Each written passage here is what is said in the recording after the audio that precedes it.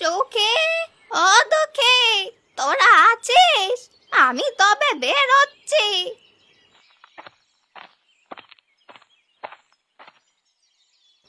সে কি ঠাকুমা, তুমি না বললে আজ আর ভিক্ষে করতে যাবে না?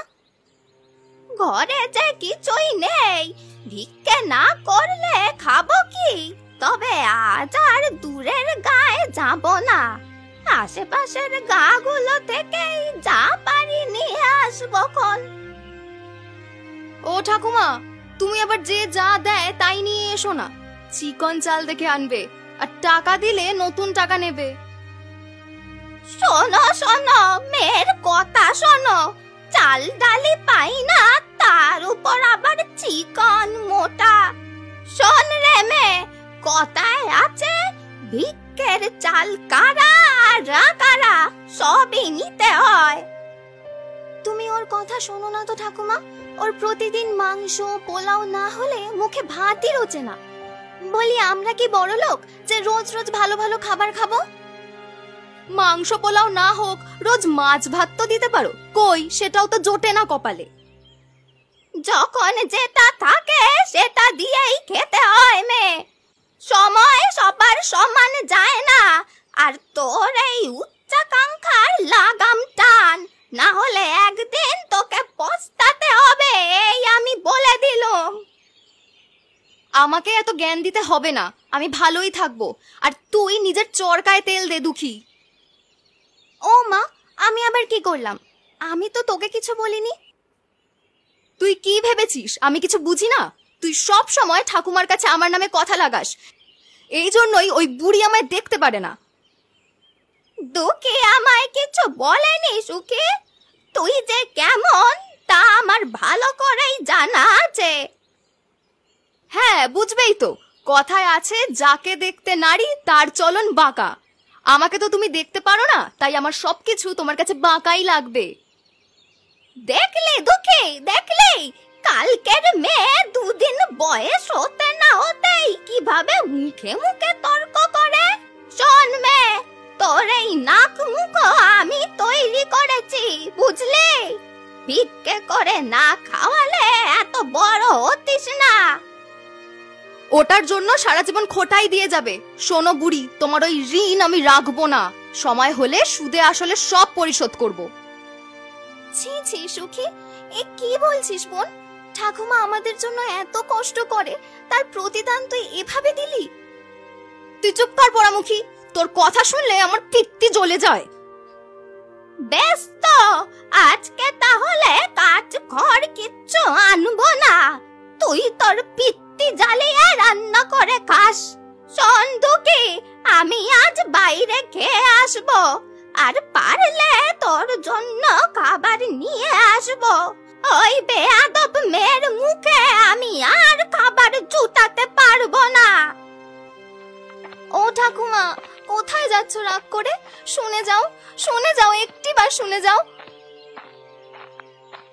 ওকে যেতে দে দুঃখী, এত ডাকতে হবে না। বুড়িটা মরলে প্রাণ জুড়াবে আমার। চুপ কর সুখী, এমন কথা বলতে নেই, পাছে তোর অনিষ্ট হবে। সে কি, তুই আবার কোথায় যাচ্ছিস? কাঠখড় কুড়োতে। ঠাকুমা রাগ করলে তো আর হাত গুটিয়ে আমরা বসে থাকতে পারি না। পরে এসে দেখবে যখন রান্না হয়নি, তখন আরো রাগ করবে। হ্যাঁ, যা যা, তুই যা ইচ্ছে গিয়ে কর। আমি আর ওই রান্না বান্নার কাজ করতে পারবো না বাপু। না, এদিকটায় কোনো ঘর বাড়ি দেখছি না তো। সামনে কি কোনো গ্রাম আছে নাকি কেবল খোলা প্রান্তর? এদিকে তেষ্টায় গলা শুকিয়ে কাঠ হয়ে গেছে, সাথে একটু জলও নেই যে গলাটা ভেজাবো। ওই তো একটা গাছ দেখা যাচ্ছে, যাই ওর নিচে বসে একটু জিরিয়ে নিই। বলেছিলাম আজ আর দূরে কোথাও যাব না, কিন্তু ভিক্ষে করতে করতে দূর গ্রামেই চলে এসেছি। যাই, এখন তাড়াতাড়ি বাড়ি ফিরে যাই। নাতনিগুলো কি করছে কে জানে। সে কি, ওই গাছের নিচে কে বসে আছে? এই খোলা মাঠে এই লোক কি করছে? কে গো মা, তুমি কোত্থেকে এসেছো? আমি এক ভিখারিনী, গিয়েছিলাম ওই গায়ে ভিক্ষা করতে। তা আপনি কে? আমি এক সাধু। এই গায়েই যাচ্ছিলাম, কিন্তু এমন গরম পড়েছে যে আর হাঁটতে পারছি না। আসবেন কি করে? এদিকে তো গাছপালা কিচ্ছু নেই, মাথার উপর কেবল সূর্যের আলো টকবক করছে। তা মা, তোমার কাছে একটু জল হবে? বড্ড জল তেষ্টা পেয়েছে। জল তো আছে, কিন্তু আপনি সাধু মানুষ, শুধু জল কি করে দেই? দাঁড়ান, আমার কাছে একটু চিড়া আর কটা ফল আছে, ওগুলো খান আপনি। তোমার ভিক্ষের জিনিস আমাকে দিচ্ছ মা, তুমি কি খাবে? আমার কাছে চাল আছে, ওগুলো বাড়ি নিয়ে ফুটিয়ে খাবো। বেশ, দাও তবে, আমারও খুব খিদে পেয়েছে। আহা, বহুদিন পর এমন সুস্বাদু খাবার খেলাম। তা মা, তুমি আমার সেবা করছো, তোমায় তো খালি হাতে ফিরিয়ে দিতে পারি না। বলো, তুমি আমার কাছে কি চাও? না না, আমার কিছু লাগবে না সাধু বাবা, আমার দুইটা নাতনি আছে, ওদের জন্য আপনি কিছু দিন। বেশ, তোমায় তবে আমি একটা বিশেষ ফলের বীজ দিচ্ছি, ওটা তোমার নাতনিদের হাতে দেবে। এই বীজ যদি মাটিতে পুঁতে যত্ন করো, তবে এটা দিয়েই তারা তাদের ভাগ্য ফেরাতে পারবে। সবে আপনার দয়া সাধু বাবা, আমি আজই এই বীজ ওদের হাতে তুলে দেব। তবে তোমার নাতনিদের একটি কথা বলে দেবে, এই বীজের ফলে যদি ওরা ভাগ্য পরিবর্তন করতে পারে, তবে যেন কখনো অহংকার না করে, আর অতিরিক্ত লোভও যেন বর্জন করে। ঠিক আছে সাধু বাবা, আপনার আদেশ ওরা অক্ষরে অক্ষরেই পালন করবে। এবার আমায় বিদায় দিন। বেশ, যাও তুমি, আমিও উঠি এবার। কি রে দুঃখী, তোর রান্না এখনো হলো না? আমি তো সেই কখন দেখে গেলাম উনুনে হাঁড়ি চড়িয়েছিস। এত ডিমে তেতালা হলে স্বামী সংসার করবে কি করে রে? তুই গায়ে গায়ে ঘুরে না বেরিয়ে আমাকে তো একটু সাহায্য করতে পারতি সুখী। একা মানুষ, আমি কদিকে দেখবো? ওদিকে আবার ঠাকুমায়েরও চলে আসার সময় হয়ে গেছে। ওই বুড়িটার জন্য আমরা কি করব? ও ভিক্ষে করতে গিয়ে পেট ভরে খেয়ে আসবে। কি বলেছিল তখন মনে নেই তোর? চল, যা আছে আমরা দুজনে খেয়ে নি। ঠাকুমা এরকম অনেক কিছুই তো বলে, কিন্তু কখনো কি নিজের মুখে কিছু দিয়েছে? যা পায় সব তো আমাদের জন্যই নিয়ে আসে। ও ভিক্ষে করতে গিয়ে সবকিছু নিয়ে আসে নাকি খেয়ে আসে তা আমাদের জানবার কথা না দুঃখী। আমরা তো আর ওর সাথে যাই না। মানুষকে বিশ্বাস করতে শেখ সুখী, না হলে জীবনে অনেক পস্তাবি। সুখী, ও দুঃখী, বাচ্চা আমার, কোথায় গেলি তোরা?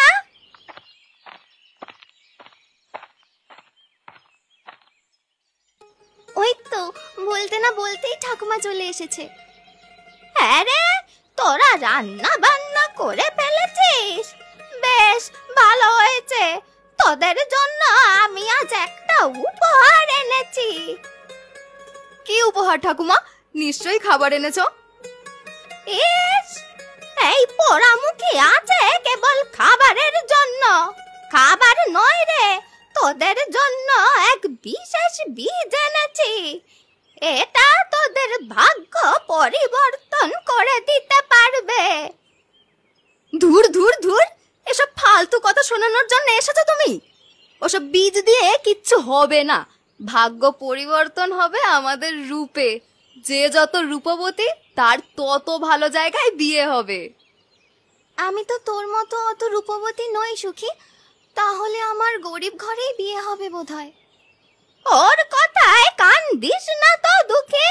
শোন, তোর হাতে আমি একটা বীজ দিচ্ছি, ওটা বাড়ির আঙিনায় পুঁতে রাখ।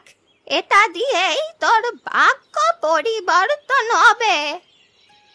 ধুর, ভেবেছিলাম হয়তো ভালো মন্দ কিছু নিয়ে আসবে, তা নয় একটা বীজ নিয়ে এসেছে। এসব রং ঢং আর ভালো লাগে না। হ্যাঁ গো ঠাকুমা, দেখতে তো তরমুজের বীজের মতো লাগছে ওটা, কিন্তু এটা এত সাদা কেন গো?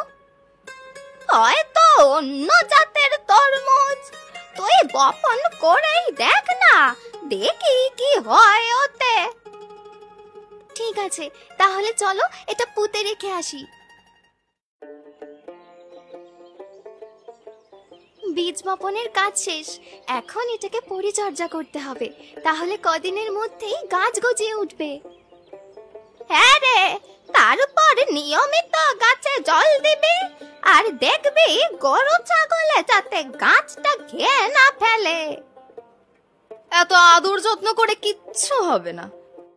এই মরশুম তরমুজ বপনের সময়ই না, আর যদিও গাছটা বেঁচে যায় তবে তরমুজ এটাই ফলবে না।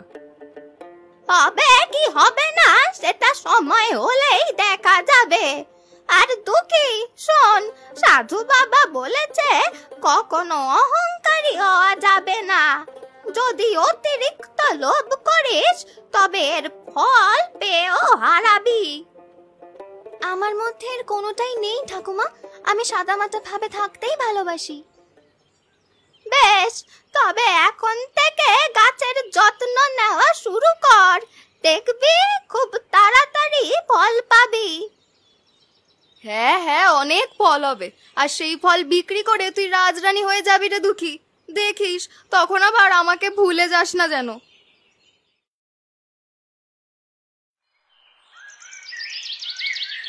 সকাল হয়ে এসেছে, যাই তরমুজ গাছটায় জল দিয়ে আসি। কদিন হলো ওটা বীজ থেকে বের হয়েছে। বাহ, গাছটা যে এই কয়েকদিনে অনেক বড় হয়ে গেছে, আর ওতে তো ফুলও ধরেছে। দাঁড়াও, এক্ষুনি ঠাকুমাকে ডেকে দেখাই। ঠাকুমা, ও ঠাকুমা, দেখে যাও তো একবার।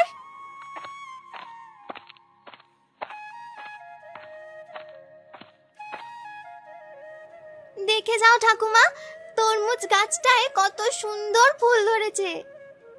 সেটাই তো দেখছি রে, আর ফুলগুলো সাদা বকের মতো লাগছে, ওরকম ফুল তো কোথাও দেখিনি। মনে হয় এটা সাদা তরমুজ, ফুল যখন সাদা হয়েছে ফলও সাদাই হবে। তাহলে তো ওগুলো অনেক দাম হবে। সাদা তরমুজ সচরাচর পাওয়া যায় না, দূর দূরান্তের মানুষ এই তরমুজ অনেক দাম দিয়ে কিনে নেবে। সেজন্যই তো বলছি এই গাছের যত্ন নিতে হবে।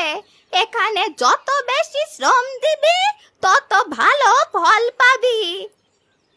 ঠাকুমা কথাটা মন্দ বলেনি, গাছটার যত্ন নিলে লাভবান হওয়া যাবে, না হলে সব ফল দুঃখী নিয়ে নিতে পারে। সেটাই তো করছি আমি, দিন রাত তো এই গাছের পিছনেই পড়ে থাকি ঠাকুমা। আজ থেকে তোর আর দিনরাত থাকতে হবে না বোন, এখন থেকে আমিও এর যত্ন নেব।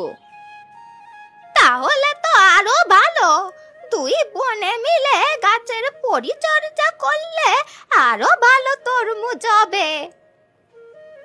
তাহলে আর দাঁড়িয়ে থেকে কাজ নেই, চল সুখী, পুকুর থেকে জল এনে গাছে দেই, তারপর চারপাশের বেড়াটা ঠিক করতে হবে, না হলে গরু ছাগল ঢোকে সব নষ্ট করে ফেলবে। হ্যাঁ তাই চল। দেখেছিস দুঃখী, আমাদের খেতে কত তরমুজ ধরেছে। হ্যাঁ রে, আর তরমুজগুলো কি সুন্দর হয়েছে দেখেছিস, একেবারে দুধের মতো সাদা গায়ের রং। এই তরমুজ মনে হয় অনেক দাম হবে, আমাদের এগুলো দেখে শুনে বিক্রি করতে হবে, বুঝলি? ঠিক বলেছিস সুখী, আর তার আগে তরমুজের যত্ন নিতে হবে, আর প্রতিদিন তরমুজগুলো জল দিয়ে পরিষ্কার করে ধুয়ে দিতে হবে, যাতে এর গায়ে ময়লা না লাগে। হ্যাঁ তাও ঠিকই বলেছিস, ময়লা হলে তো তরমুজের আসল সৌন্দর্য বোঝাই যাবে না। কেলো নাতনিরা, কি পরামর্শ করছিস দুজনে? তরমুজগুলোর কথা বলছিলাম ঠাকুমা, দেখেছো কেমন সুন্দর হয়েছে? হ্যাঁ রে, ওগুলো পরিপক্ক হয়েছে দেখা যাচ্ছে, কদিনের মধ্যে তরমুজ বিক্রি করা যাবে। কিন্তু ওগুলো বিক্রি করব কোথায়? কে নেবে আমাদের তরমুজ? হাটে নিয়ে যাবি, সেখানে দূর দূরান্তের মানুষ আসে, ওরাই নিয়ে যাবে। বেশ, তবে আমি আর সুখী প্রতিদিন হাটে গিয়ে তরমুজ বিক্রি করে আসব। সেজন্য তো আগে এক গরুর গাড়ির ব্যবস্থা করতে হবে। এত ভারী তরমুজ তোরা বয়ে নিয়ে যেতে পারবি না। আমিও তাই ভাবছি ঠাকুমা। আচ্ছা, এজন্য কুবের কাকুকে বললে কেমন হবে? উনি না হয় প্রতিদিন ভোরে তরমুজগুলো হাটে দিয়ে আসবে। তাই কর, ওকে না হয় তরমুজ বিক্রি করে টাকা দেব। তবে সুখী চল কুবের কাকার বাড়িতে যাই, আমরা কাল থেকেই তরমুজ বিক্রি শুরু করব। সাদা তরমুজ এমনটা তো কখনো দেখিনি। কোন দেশের তরমুজ ওগুলো? এগুলো আমরাই ফলিয়েছি কাকু, আমাদের নিজের ক্ষেতের তরমুজ এগুলো। দেখতে যেমন সুন্দর দেখাচ্ছে আর খেতেও তেমনই সুস্বাদু। তাই নাকি? তবে দাও তো একটা তরমুজ আমাকে। ওই বড়টা কত করে? ওটা 100 টাকা। 100 টাকা? বাপ রে বাপ, এত দাম তরমুজের! এই বাবা, এই মানে এই তরমুজ বাজারের অন্য 10টা তরমুজের মতো না, আর এটা নেওয়ার জন্য আমরা জোড়াজুড়িও করছি না। যদি পোষায় তবে নেবে, আর না হলে ভাগো।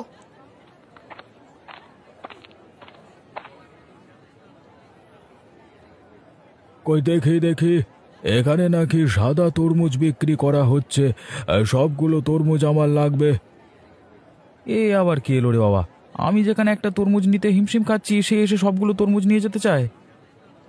আমি শহর থেকে এসেছি, আমার তরমুজের ব্যবসা আছে। এতদিন আমি অনেক তরমুজ কেনা বেচা করেছি, কিন্তু কখনো সাদা তরমুজ দেখিনি। দেখেই মনে হচ্ছে এই তরমুজ খেতে খুবই সুস্বাদু হবে। একদম ঠিক বলেছেন মহাজন, এই তরমুজ খেতে খুবই সুস্বাদু। বলেছিলাম না, জহরির চোখ হিরে চিনতে ভুল করে না।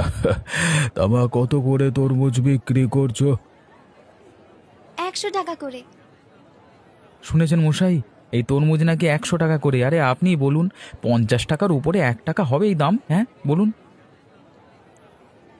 আমি এই তরমুজ 100 টাকা করেই কিনবো। শোনো মেয়েরা, প্রতিদিন আমার তরমুজ লাগবে।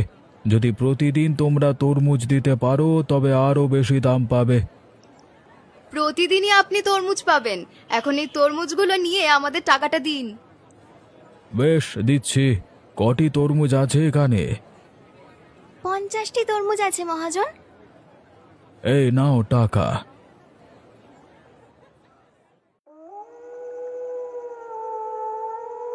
এখানে মোট 5000 টাকা আছে। বাবা, একদিনেই এত টাকা তরমুজ বিক্রি করে ফেললাম। আরো বেশি বিক্রি করতে পারতাম, কিন্তু তুই তো মহাজনের কাছে একদমই বলে ফেললি। আমি কি আর জানি এই তরমুজ এত দাম হবে? তোর মতো বোকাকে নিয়েই মরণ হয়েছে। একটু চালাক হ না দুঃখী, চোখ কান খোলা রেখে তো ব্যবসাটা করতে হবে নাকি? কাল আমরা আর ওই মহাজনের কাছে বিক্রি করব না, যে আরো বেশি টাকা দেবে তাকেই তরমুজ দেব। এত লোভ করতে যাস না সুখী। কথায় আছে, লোভে পাপ আর পাপে মৃত্যু। আমিও তো তাই বলছি ঠাকুমা, আমাদের এত টাকা দিয়ে কি হবে? 3 জন কোনোভাবে খেয়ে পড়ে বেঁচে থাকতে পারলেই তো হলো। তোর মতো তো আর আমি না, আমার অনেক চাহিদা, সবকিছু তো পূরণ করতে হবে। নিজের লোভকে সংযত কর সুখী, না হলে এর জন্যই তোকে সবকিছু হারাতে হবে। আমাকে এত কিছু শেখাতে হবে না ঠাকুমা, আমার ভালো আমিই বুঝবো। দেখলি দুঃখী, দেখলি গুরুজনের মুখে মুখে কেমন তর্ক করছে মেয়েটা। ওর সাথে কথা বলে শুধু শুধু সময় নষ্ট করো না তো ঠাকুমা, ও এমনই। কে বলেছিস তোকে ওই মেয়ে শুধরাবার না?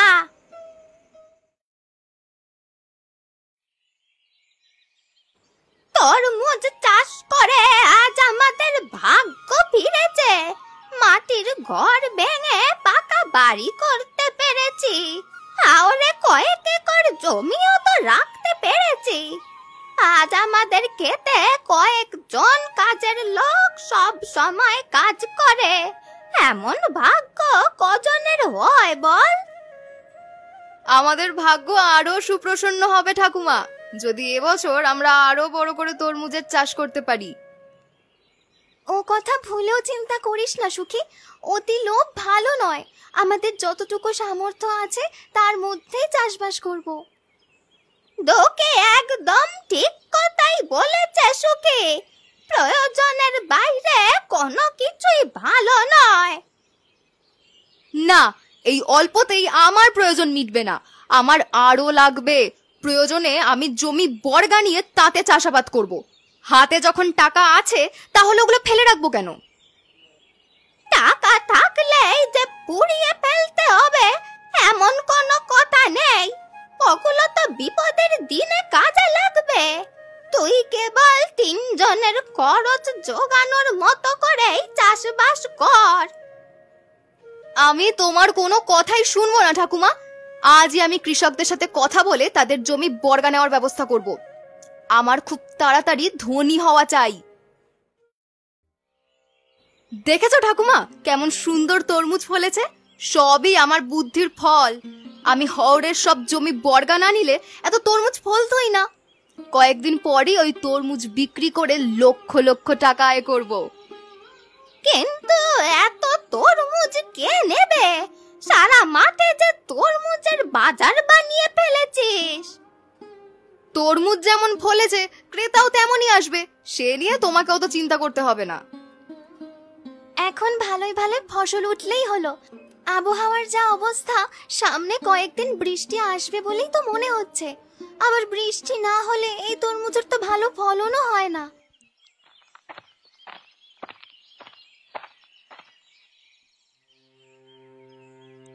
আরে সুখী দুঃখী তোমরা এখানে? আরে ওদিকে যে সর্বনাশ হয়ে গেছে। কি হয়েছে গোপাল কাকু, কি হয়েছে? ওরে ক্ষেতের সব তরমুজ পোকা ধরে গেছে দুঃখী, কোনো তরমুজ আর ভালো নেই। হায় হায়, পোকা ধরলো কিভাবে? এবছর বেশি পরিমাণে তরমুজ চাষ করায় আমরা সঠিক পরিচর্যা করতে পারিনি। তাছাড়া অত্যাধিক গরমে তরমুজ পচতে শুরু করেছে, মানে সেখান থেকে আরো বেশি পোকার আক্রমণ শুরু হয়েছে। হায় হায় হায়, আমার সব তরমুজ পচে গেলে চলবে কি করে? ও ঠাকুমা, বুদ্ধি দাও তুমি, কি করে এই লোকসানের হাত থেকে রক্ষা পাবো বলো? চেয়ে দেখা ছাড়া আর কোনো উপায় নেই রে সুখী। আমি আগেই বলেছিলাম এত তরমুজ চাষ করিস নে, সামলাতে পারবি না। এখন দেখলি তো মজা। কথায় আছে গরিবের কথা বাসি হলেও ফলে। আচ্ছা, আমি না হয় ভুল করেছিলাম, কিন্তু দুঃখী তুই তো আমায় ফেরাতে পারতি। তোরাই ভুল কিভাবে করলি? এখন আমাকে দোষ দিয়ে লাভ হবে না সুখী। আমি তোকে অনেকবার বলেছিলাম স্বল্প পরিসরে চাষ করতে, এখন দেখ কি সর্বনাশ হলো।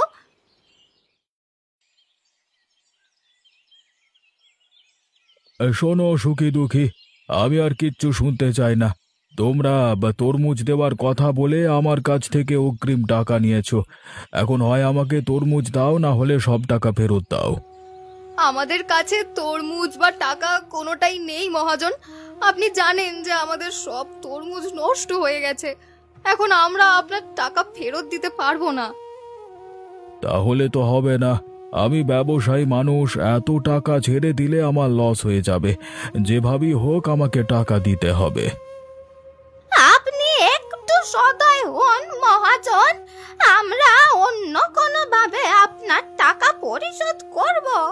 আমাদের কিছুদিন সময় দিন। সময় দিতে পারবো না, তবে একটা বুদ্ধি দিতে পারবো। তোমাদের চাষের জমি আর যে বাড়িটা আছে ওগুলো বিক্রি করে আমাকে টাকা দাও। না না না, এই কথা বলবেন না আপনি। আমাদের এই বাড়ি আর জমিটুকু ছাড়া আর কিছুই নেই। আমরা আপনার টাকা পরিশোধ করব। আমাদের মাত্র কটা দিন সময় দিন। বেশ, তুমি যখন বলছো আমি একটা মৌসুম সময় দিলাম। সামনে মৌসুমে আমার সম্পূর্ণ টাকা পরিশোধ করতে হবে। সে নিয়ে আপনি চিন্তা করবেন না, সামনের মরশুমেই আপনি সব টাকা পেয়ে যাবেন।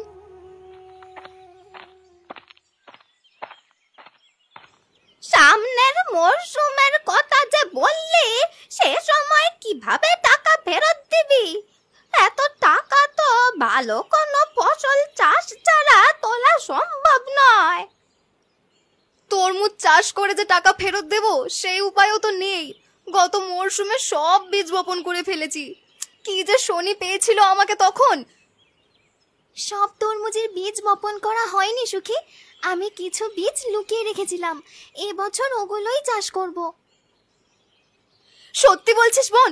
তোর কাছে সাদা তরমুজের বীজ এখনো আছে?